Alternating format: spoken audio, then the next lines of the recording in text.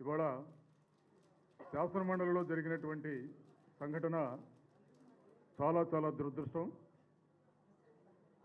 బాధ్యత కలిగినటువంటి మంత్రులు బాధ్యత రహితంగా శాసనమండలిలో ప్రవర్తించడం అనేది మరి వాళ్ళు నాయకులు ఆలోచించాలి. శాసనమండలి రాజ్యాంగబద్ధమైనటువంటి సంస్థ.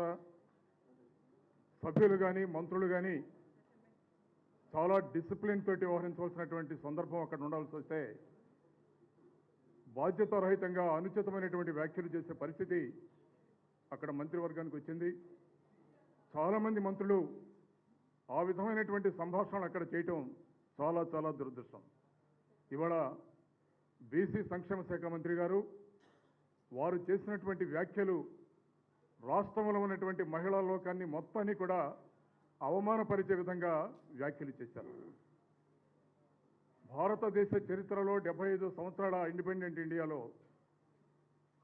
ఒక రాష్ట్రంలో ఎవరైతే తరతరాలుగా అణచివేతకు గురైనటువంటి ఎస్సీలు కానీ ఎస్టీలు కానీ బీసీలు కానీ మైనార్టీలు కానీ సమాజంలో ఉన్నటువంటి పేద వర్గాలు కానీ అందరికీ కూడా ఎక్కడా అవినీతి లేకుండా డైరెక్ట్గా బటన్ నొక్కి 2,75,000 కోట్ల రూపాయలు డీబీటీ ద్వారా జగన్మోహన్ రెడ్డి గారు ఇచ్చారు. సంక్షేమాన్ని ఒక అద్భుతమైనటువంటి కార్యక్రమం ద్వారా వారు ప్రవేశపెట్టి దాన్ని అమలు చేస్తే ఆ కార్యక్రమాన్ని అవహేళన చేస్తూ జగన్మోహన్ రెడ్డి గారు బటన్ నొక్కడం ద్వారా ఈ రాష్ట్రంలో ఉన్నటువంటి మహిళలందరూ కూడా గంజాయికి అలవాటయ్యారని ఆ మహిళా మంత్రి గారు మాట్లాడటం అనేది చాలా చాలా దురదృష్టం. వారు మాట్లాడినటువంటి మాటలని ఇవాళ చైర్మన్ గారు కూడా రికార్డుల నుంచి తొలగిస్తారని కూడా ప్రకటించారు.